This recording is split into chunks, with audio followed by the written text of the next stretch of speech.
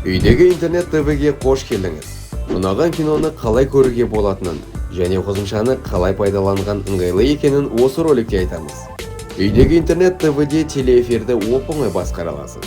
Ол үшін ТВ кіріктірмесінде эфирде бөліміне кіріңіз. Онда дәл қазір эфирде болып жатқан барлық бағдарламалар бар.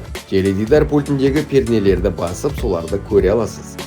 Айтпақшы, егер арналардың бірі сізге ұнаса, оны тыңдауларға қоса аласыз. Ол үшін жұлдызшаны бассаңыз болды.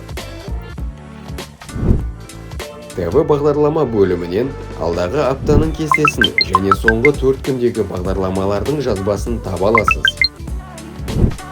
Егер сурет созылып немесе қысылып тұрса, арнаны баптау мәзіріне кіріп, қолайлы масштабты таңдаңыз. Енді видео кіріктірмесімен танысайық. Одан жаңа киноларды, тақырыптық іріктемелерді және біздің ұсыныстарымызды таба аласыз. Сондай-ақ онлайн кинотеатрлар жазылымын басқаруыңызға болады. Кез келген бөлімдегі ұнаған фильм немесе телехикаяны шертіңіз. Ашылған терезеден киноның сипаттамасын, актерлар құрамын көре аласыз және киноны қоса аласыз. Сонымен қатар сіз кейбір фильмді немесе телехикаяны сатып не жалға ала аласыз.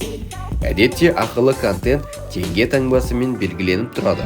Сатып немесе жалға алынған барлық контентіңіз қосымшаның басты бетінде саған арналған кіріктірмесінен таба аласыз. Баурап алатын киносеанс және уақытыңыз қызық өтуіне тілектеспіз.